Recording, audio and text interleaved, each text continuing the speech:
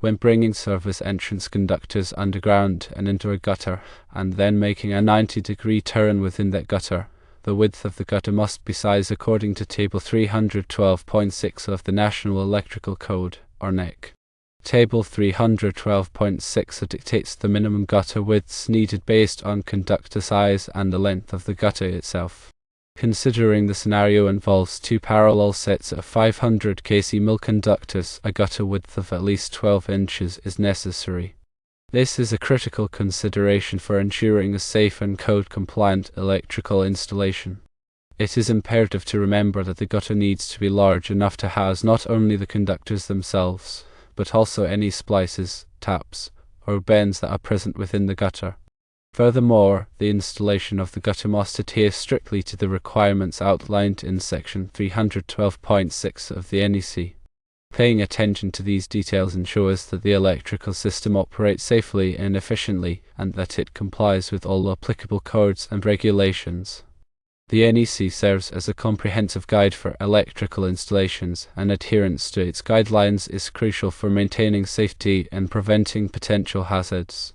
When working with electrical systems, always consult the latest edition of the NEC and seek guidance from qualified professionals. Always prioritize safety by disconnecting power before working on any electrical components. Verify that the power is off using a reliable voltage tester. Wear appropriate personal protective equipment, including safety glasses and gloves. Never work on live circuits.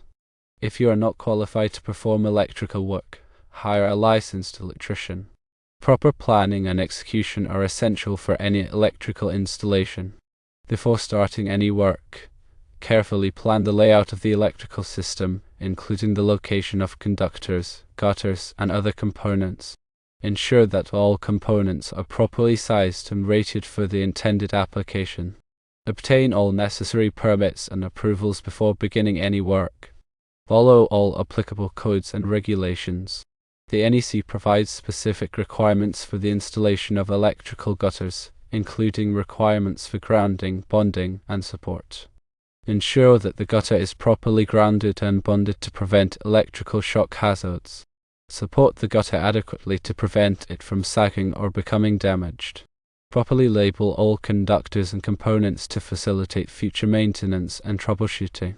Use clear and concise labels that identify the purpose of each conductor and component. Keep accurate records of all electrical work performed, including wiring diagrams and material lists. These records will be helpful for future maintenance and troubleshooting. Regular maintenance is essential for ensuring the safe and reliable operation of electrical systems. Inspect electrical gutters regularly for signs of damage or corrosion. Tighten any loose connections and replace any damaged components. Test the operation of all electrical circuits and equipment regularly to ensure that they are functioning properly. If you encounter any problems, consult a qualified electrician. Understanding the NEC requirements for electrical gutters is essential for anyone involved in electrical work. By following these guidelines, you can ensure that electrical gutters are installed safely and correctly. This helps to prevent electrical hazards and ensures the long-term reliability of the electrical system. Remember, electrical work can be dangerous if not performed properly.